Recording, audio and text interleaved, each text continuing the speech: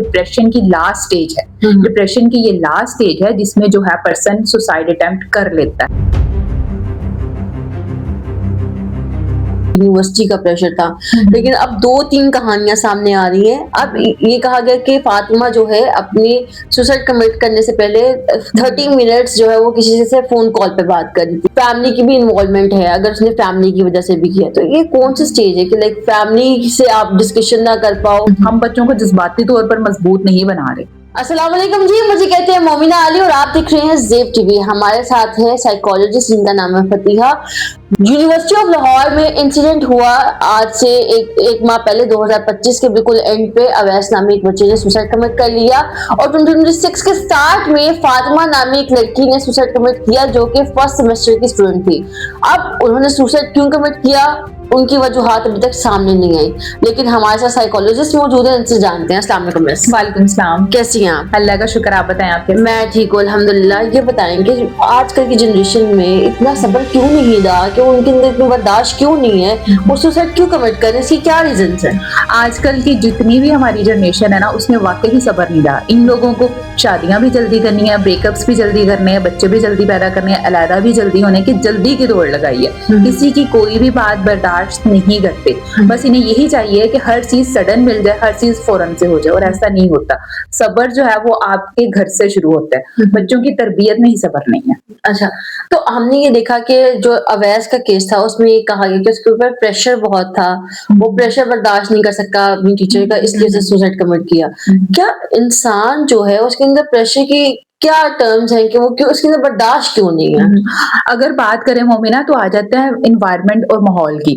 अगर प्रेशर की बात करें तो प्रेशर तो जैसे कि अगर बताया जाए तो दुनिया के मुख्तलिफ इलाकों में है कि ज़्यादा इलाकों में इतना प्रेशर होता है भूख का, वहां पर भी लोग खुदकुशी नहीं करते। खुदकुशी का मतलब ये नहीं है कि खुदकुशी का मतलब ये है कि आप फौरन अपनी जान दे देते हो। इसमें ये आ जाता है कि आप हालात से नहीं लड़ रहे। एक दफा हालात से लड़ना सीखना चाहिए। हमें रिएक्शन कैसे करते हैं, हमें उस चीज पे फोकस करना चाहिए। हम रिएक्शन पे फोकस नहीं करते, हमें यही लगता है कि बस ये चीज जो है वो खत्म है और फौरन जो है वो सुसाइड कर लेते हैं। अभी फातिमा का भी अभी मेरे ख्याल से 1 या 2 दिन पहले ये केस हुआ, ठीक है। पहले यही कहा गया कि यूनिवर्सिटी का प्रेशर था, लेकिन अब 2-3 कहानियां सामने आ रही हैं। अब ये कहा गया कि फातिमा जो है अपनी सुसाइड कमिट करने से पहले 30 मिनट्स जो है वो किसी से फोन कॉल पे बात कर रही थी।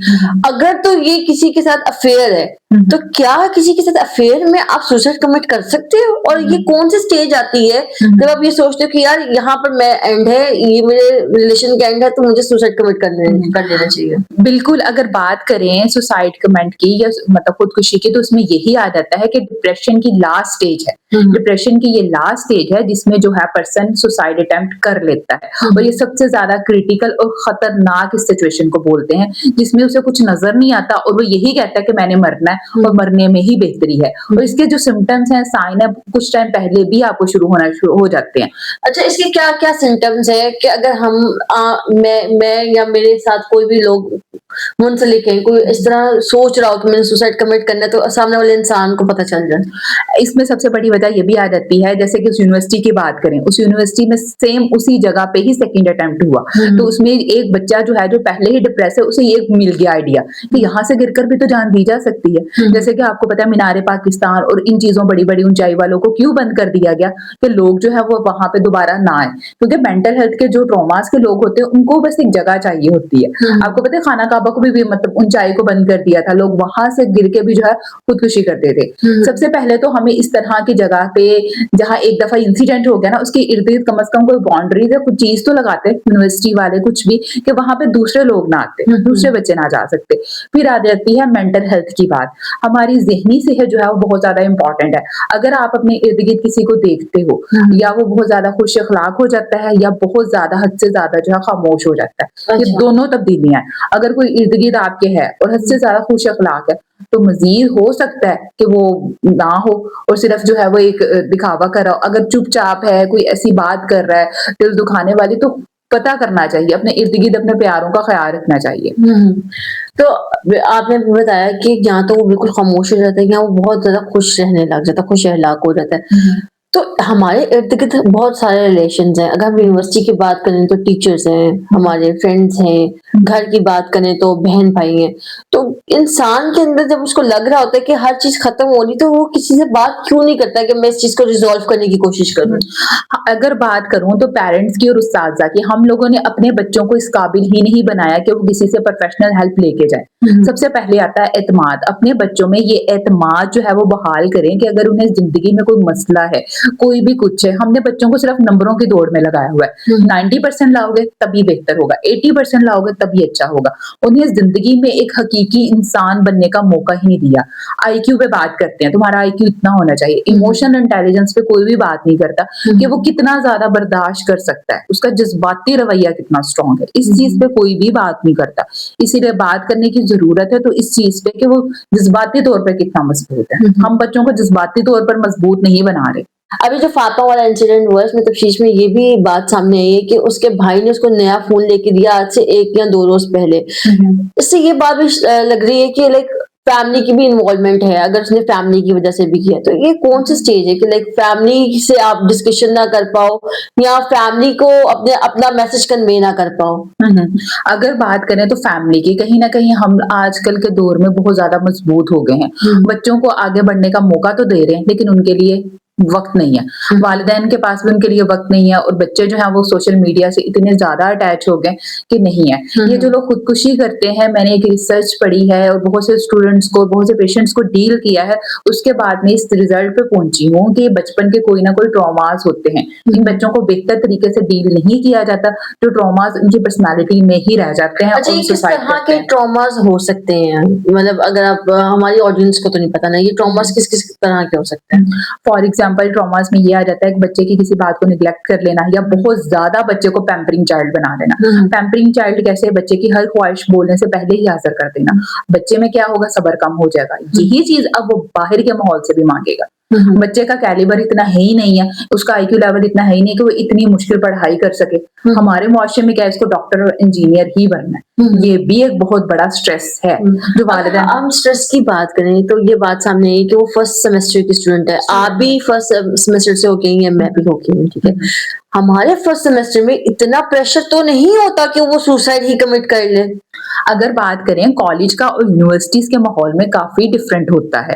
मिड फाइनल एग्जाम्स आते हैं और अगर स्टडी की बात करें, क्या पता बच्ची का कैलिबर उतना हो ही ना तो इतनी टफ स्टडी कर सके, या उसको समझ ही ना आ रही हो, या वो किसी से एक्सप्लेन कर सके। टीचर्स हो या कोई भी वालिदैन हो, अगर वो किसी भी बच्चे को इस तरह देख रहे हैं तो उसको एक प्रोफेशनल हेल्प के लिए लाजमी लेके जाएं।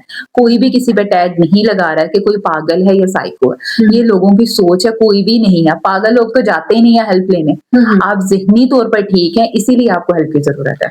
नहीं, हमारे माशरे का ये अलमिया भी है कि अगर किसी को कुछ थोड़ा बहुत मसला हो और कह दिया जाए कि साइकोलॉजिस्ट के पास चले जाइए या कंसल्ट कर ले, तो वो कहते हैं मैं पागल हूँ क्या? इस मिथ को आपने किस तरह ब्रेक किया? इस मिथ को यही है कि अगर आप किसी से हेल्प लेने जा रहे हैं तो इट्स मीन आप ज़हनी तौर पर बेहतर हैं। हेल्प ले किस चीज़ के लिए हेल्प ले रहे हैं? आपकी डिसीजन मेकिंग पावर खत्म हो रही है, आप फोकस नहीं कर पा रहे, इसलिए आप हेल्प लेने जा रहे हैं। अपने आप को ईजी रखें और दूसरों से और एक प्रोफेशनल हेल्प लाजमी ले। कभी कोई ऐसा मसला हो जाता है जो वालिदैन खुद भी सॉर्ट आउट नहीं कर पाते, अगर किसी दूसरे से मशवरा ले रहे हैं, बातचीत कर रहे हैं, तो उसमें कोई बुराई नहीं है। ठीक हो गया। अच्छा, मेरी एक क्वेश्चन बहुत इंपॉर्टेंट है। एक इंसान जब सुसाइड कमिट कर रहा होता है, वो क्या उस टाइम सोचता है कि मैंने सुसाइड कमिट करना है, या वो बहुत पहले ही सोच चुका होता है कि मैंने सुसाइड कमिट करना है, मतलब मेरा ये लास्ट है, अगर ये चीज होगी तो मैं कर लूंगी? असल में डिप्रेशन की अगर स्टेजेस पे बात करें ना तो इसमें आ जाती है माइल्ड, मॉडरेट और स्वेयर स्टेज में स्ट्रेस का लेवल बहुत ज्यादा बढ़ जाता है कि इंसान जो है वो खुदकुशी तक चला जाता है। अब खुदकुशी जो है वो डिप्रेशन की हाई स्टेज है। इस स्टेज में वो काफी ज्यादा टाइम से जो है वो सरवाइव कर रहा होता है, लेकिन एट द एंड उसको फीलिंग ऑफ होपलेस, वर्थलेस लगती है, उसे कुछ अच्छा नहीं लगता, तो उसके लिए बेहतर ऑप्शन यही होता है कि वो मर जाए, और वो मरने को ही अपनी जिंदगी की सबसे बड़ी जीत समझता है।